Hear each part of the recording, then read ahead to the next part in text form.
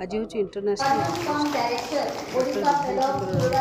जन्म एवं मृत्यु उभय दिवस यही 1 तारिख रे ही होइथिला जो कारण सारा भारत वर्ष इंटरनेशनल डॉक्टर्स डे रूपे यह पालन करा जाउछि। आज बुद्धिस्ट फाउंडेशन फॉर पीस तरफ डॉक्टर्स डे पालन करा जाइथिला एवं आज दिन में इंटरस्पेक्ट करवा डॉक्टर मानकर कार्य प्रणाली एवं तत्सहित समाज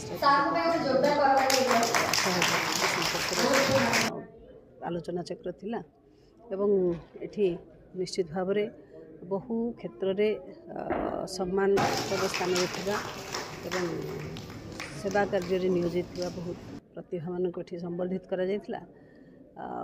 विशेष भाव में आज यही उत्सव रे पद्मश्री डॉक्टर अशोक महापात्र उपस्थित डॉक्टर मानक प्रति समाज डॉक्टर मानकर समाज प्रति योगदान मनुष्य समाज प्रति योगदान एवं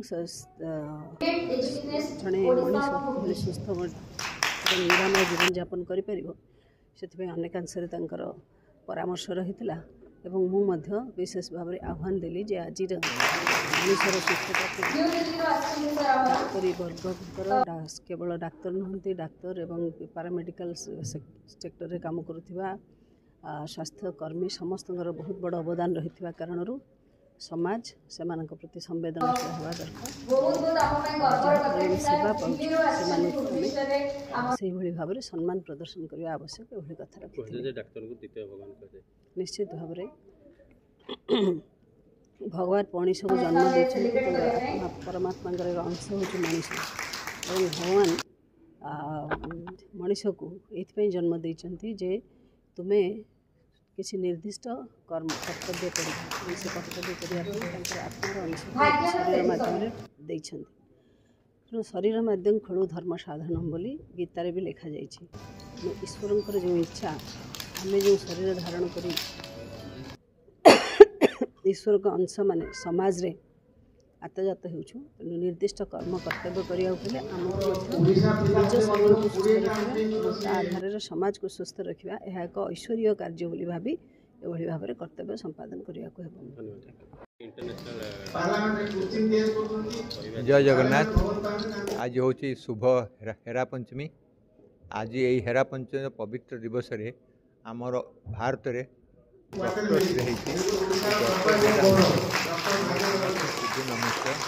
विधान चंद्र राय जन्म दिवस।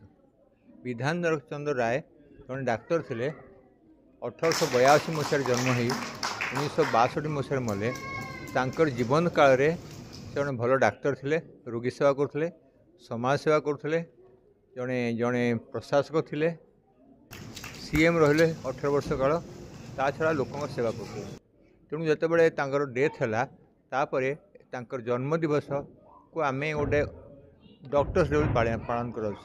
आज आमर सीएस CYSC रे डॉक्टर मानक जो मैंने मेडिकल प्रोफेशन रे से हुए तो फिजियोथेरापी हो पारती मेंटल रिहाबिलिटेशन हूँ डाक्तर हूँ नर्सेस हूँ से बहुत आर्ड दिहला से आमर जो आयोजन को मुझे बहुत धन्यवाद करी।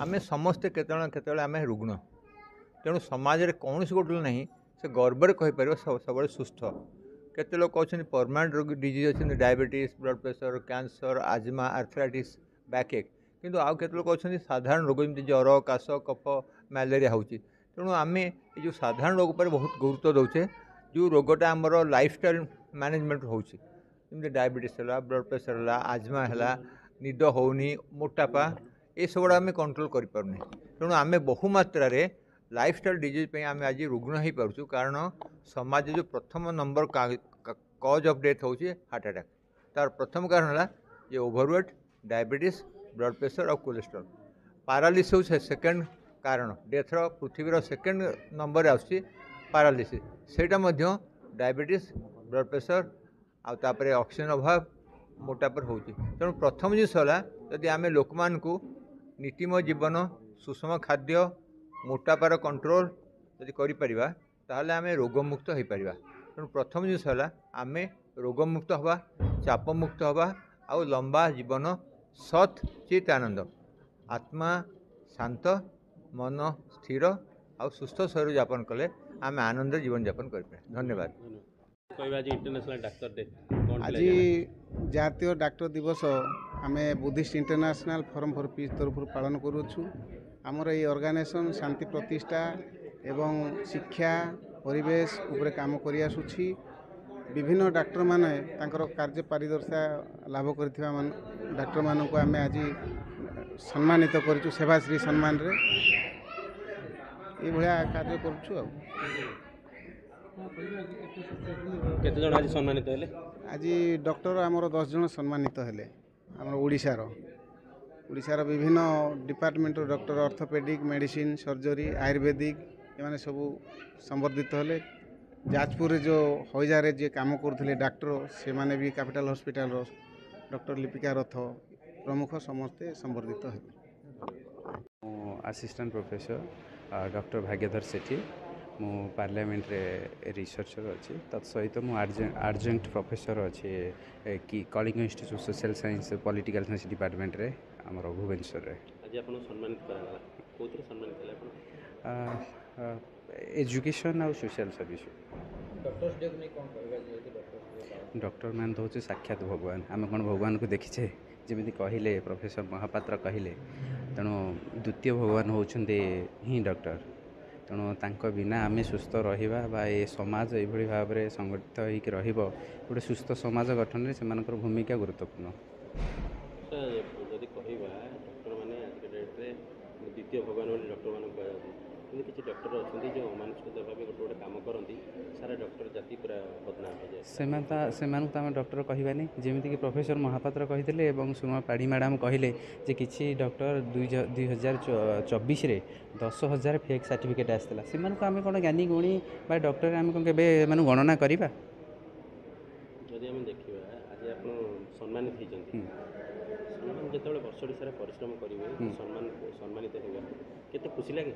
ନିହାତି ବହୁତ ଖୁସି ହେବ। ଯଦିଓ ମୁଁ ହେଉଛି ମେଡ଼ିକାଲ ସାଇନ୍ସରେ ଡକ୍ଟର ନୁହଁ, ମୁଁ ବି ଜଣେ ଡକ୍ଟର, ସୋସିଆଲ ସାଇନ୍ସରେ ଡକ୍ଟର। ଆମେ 7 ବର୍ଷ ପରିଶ୍ରମ କଲା ପରେ ଗୋଟେ ଡକ୍ଟର ଡିଗ୍ରୀ ପାଉଛୁ, ଆଉ ତାକୁ ଆଜି ଆମକୁ ସମ୍ମାନ ଦେଉଛନ୍ତି ସେହି ଡକ୍ଟର ଡିଗ୍ରୀ ପାଇଁ। ତେଣୁ ଆମେ ନିହାତି ଖୁସି ଅନୁଭବ କରିବା। Thank you.